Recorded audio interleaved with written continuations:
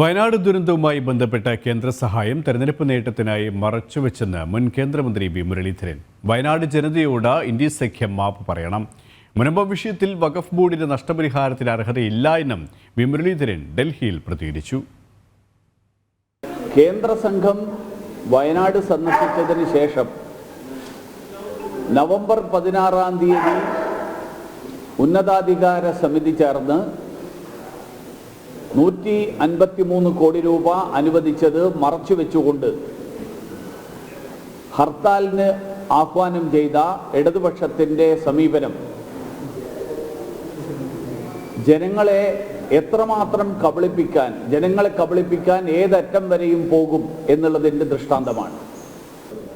വഖഫ് ഭേദഗതി കൊണ്ടുവന്നിട്ടുള്ള കേന്ദ്ര സർക്കാരിൻ്റെ നീക്കം, ആ നീക്കത്തെ പിന്തുണയ്ക്കാൻ ഇനിയെങ്കിലും ഇന്ത്യ മുന്നണിക്കാർ തയ്യാറാകുമോ എന്നുള്ളതുമാണ് എനിക്ക് ചോദിക്കാനുള്ളത്.